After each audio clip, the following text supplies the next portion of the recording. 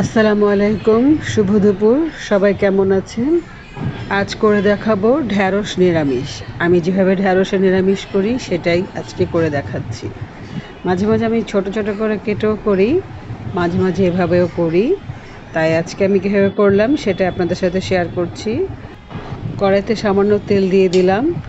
এবার এখানে কেটে রাখা ঢ্যাঁড়স আর কয়েকটা বেগুন আমি খালি করে রেখেছিলাম, সেগুলো একটু হালকা ভেজে নিব। এভাবে ঢ্যাঁড়স ভেজে নিলে ঢ্যাঁড়সের যে পিছলা ভাবটা থাকে সেটা কিছুটা কমে যায়। তা আমি একটু হালকা ভেজে, বেশিক্ষণ ভাজবো না, হালকা ভেজেই নামিয়ে নিব। নামিয়ে তারপর আবার এটাকে মশলা দিয়ে রান্না করব। ঢ্যাঁড়সটা ভাজা হয়ে গেছে, বেশি ভাজবো না, জাস্ট একটু নাড়াচাড়া দিয়েই নামিয়ে নিব। হালকা ভাজা হবে, সবুজ সবুজই থাকবে, সেদ্ধ হবে না।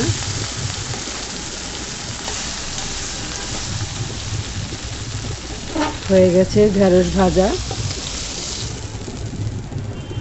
এখন আমি একই কড়াইতে সামান্য তেল দিয়ে এটার মধ্যে দিয়ে দিব পেঁয়াজ।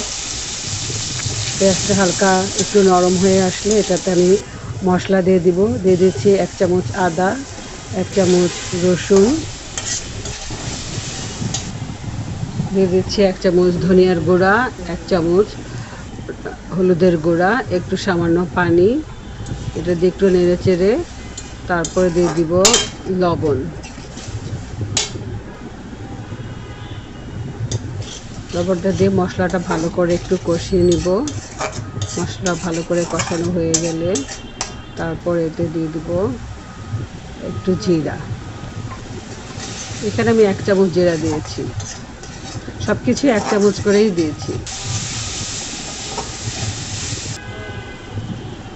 তারপর দিয়ে দিচ্ছি কাঁচামরিচ।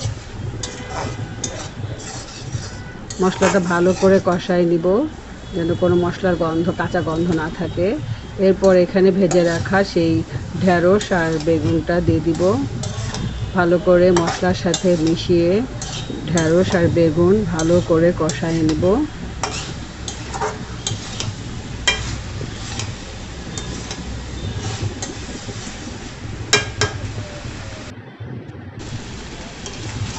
আমার সবজিটা ভালো করে কষানো হয়ে আসছে।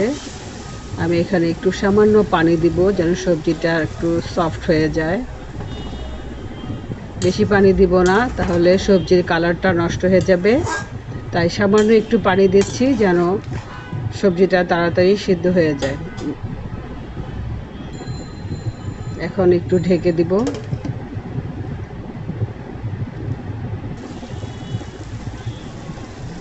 ঢাকা উঠিয়ে আমি এখন একটু নেড়ে চেড়ে এটাতে লেবু পাতা দিয়ে দিব।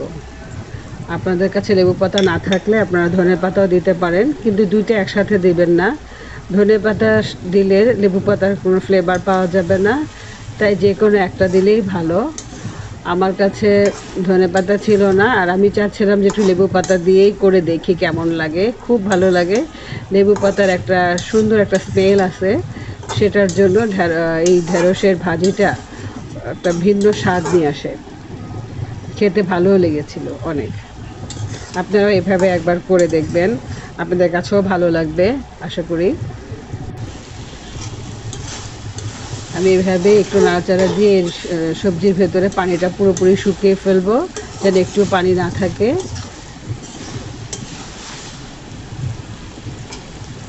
এখন আমার সবজিটা হয়ে গেছে, আমি ঢেলে আপনাদেরকে দেখাচ্ছি। এটার রঙটা একেবারেই সবুজ ছিল, ঢ্যাঁড়সের কালারটা একটু নষ্ট হয়নি, আর ঢ্যাঁড়সও সিদ্ধ হয়ে গেছে অল্প সময়ের মধ্যেই। ঢ্যাঁড়সটা ওই যে আগে থেকে ভেজে দিয়েছে, তাই ঢ্যাঁড়সটা সিদ্ধ হতে সময় লাগেনি। আমি একটু ভেঙে দেখাচ্ছি কতটা সিদ্ধ হয়েছে। খেতেও খুব ভালো লেগেছে, লেবু পাতার জন্য এটার টেস্টটা একদম ভিন্ন রকমের একটা স্বাদ নিয়ে এসেছে। আশা করি আপনাদের কাছে ভালো লাগবে আমার এই রেসিপিটা। আমার রেসিপি যদি ভালো লাগে সবাই প্লিজ লাইক শেয়ার করে আমার সাথে থাকবেন। আসসালামু আলাইকুম, শুভ দুপুর সবাইকে।